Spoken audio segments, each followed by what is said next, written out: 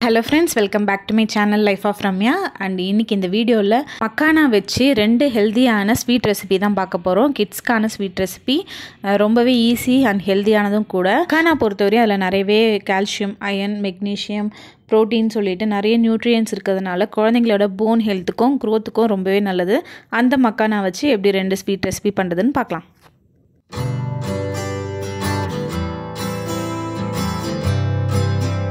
நம்ம மக்கானா லட்டு பண்ணுறதுக்கு என்னென்னலாம் தேவையான பொருட்கள்னு பார்க்கலாம். ஃபஸ்ட்டு 1.5 கப் அளவுக்கு நான் மக்கானா எடுத்து ட்ரை ரோஸ்ட் பண்ண போகிறேன். ஒரு 5-7 நிமிஷம் ஆகும். நல்லா ஸ்லோ ஃப்ளேமில் வச்சு ட்ரை ரோஸ்ட் பண்ணிக்கலாம். அந்த மக்கானா எடுத்து நம்ம நசுக்கி பார்த்தனாலே தெரியும், நல்லா பொடி பொடியாக தூளாகிடும். இதுதான் அதோட கன்சிஸ்டன்சி. இந்த அளவுக்கு ஆனதும் எடுத்து நம்ம ஒரு பிளேட்டில் மாற்றிட்டு, இப்போ அதே கடாயில் 1 டீஸ்பூன் கீ சேர்த்துட்டு 1/4 கப் அளவுக்கு பாதாமும் முந்திரியும் சேர்த்து நான் 1/4 கப் சேர்த்துக்கிறேன். இதையும் நல்லா ரோஸ்ட் பண்ணி எடுத்துக்கணும். லைட்டாக கலர் சேஞ்ச் ஆகும். அந்த கன்சிஸ்டன்சி போதும். 2 டேபிள் ஸ்பூன் அளவுக்கு நான் கோகோனட் எடுத்திருக்கேன். தேங்காய் துருவி எடுத்திருக்கேன். அதை போட்டு அதே கீலே நல்லா கொஞ்சம் ரோஸ்ட் பண்ணி எடுத்துக்கலாம். இப்போ இந்த மக்கானாவை நம்ம பவுட்ரு பண்ணி எடுத்து ஒரு பிளேட்டில் மாற்றிக்கலாம். கூடவே அந்த நட்ஸும் பவுட்ரு பண்ணிக்கலாம். இப்போ இதில் ரோஸ்ட் பண்ணி வச்சுருக்க கோகோனட்டும் நான் சேர்த்துக்கிறேன். கொஞ்சமாக ஏலக்காய் பவுடரும் சேர்த்துட்டு நல்லா மிக்ஸ் பண்ணி விடணும். ஒரு டேஸ்ட் ஃப்ளேவர் என்ஹான்ஸ் பண்ணுறதுக்காக லைட் பிஞ்ச் சால்ட் நான் ஆட் பண்ணிக்கிறேன். இப்போ கடாயில் ஒரு 1/2 டீஸ்பூன் கீ சேர்த்துட்டு 1 கப் அளவுக்கு நான் ஜாக்ரி பவுடர் எடுத்திருக்கேன். இதை ஒரு 1/4 கப் அளவுக்கு மட்டும் நம்ம தண்ணி சேர்த்து, இந்த வெல்லம் கரைஞ்சால் மட்டும் போதும். அந்த கம்பி பதம்லாம் வரணும்னு அவசியம் கிடையாது. நல்லா கரைஞ்ச பிறகு நம்ம இந்த பவுட்ரெல்லாம் வச்சுருக்கோம் பார்த்திங்களா, அரைச்சி அதை நல்லா போட்டு கைவிடாமல் நல்லா மிக்ஸ் பண்ணி விட்டோனாலே அது எல்லா சைடும் நல்லாவே மிக்ஸ் ஆகிடும்.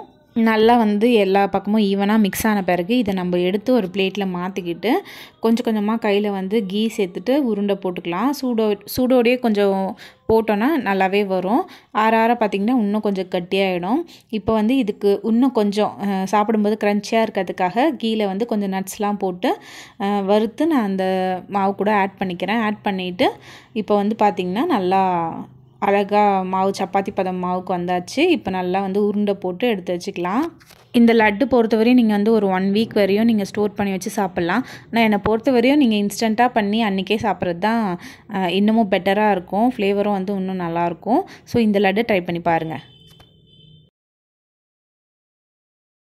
நெக்ஸ்ட் நம்ம மக்கானா வச்சு ஒரு பர்ஃபி ரெசிபி தான் பார்க்க போகிறோம். அதுக்கு என்னென்ன பொருட்கள்லாம் தேவைன்னு பார்த்துடலாம்.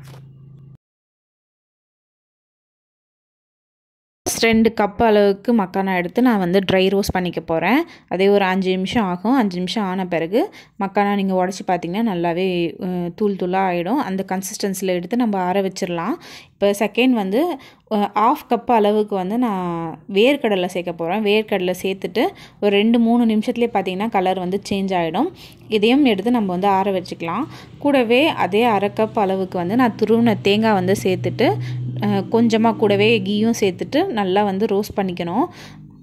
இப்போது இதையும் எடுத்து நம்ம ஓரமாக வச்சுட்டு மக்கானா ஆறின பிறகு அதை நம்ம அரைச்சி பவுட்ரு பண்ணி எடுத்துக்கணும். கூடவே பீனட்டையும் வேர்க்கடலையும் பார்த்திங்கன்னா நான் மேலே இருக்க தோல்லாம் ஓரளவுக்கு ரிமூவ் பண்ணிட்டேன்.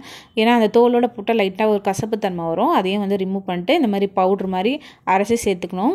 கூடவே கொஞ்சமாக ஏலக்காய் பவுடர் மிக்ஸ் பண்ணி வச்சுருந்த அந்த தேங்காவையும் ஆட் பண்ணிவிட்டு நல்லா மிக்ஸ் பண்ணி விட்டுறணும். இப்போ பாகுக்காக நம்ம 1/2 கப் வெல்லம், 1/2 கப் தண்ணி சேர்த்து நல்லா மிக்ஸ் பண்ணி கொதிக்க விடணும். நடுவில் நம்ம அரைச்ச எல்லா பவுடரையும் சேர்த்து ஒன்றா மிக்ஸ் பண்ணி விட்டுக்கிட்டு அந்த வெல்லம் பார்த்திங்கன்னா ஒரு கம்பி பதம் வர அளவுக்கு நல்லா அந்த பாகு ரெடி ஆகணும்.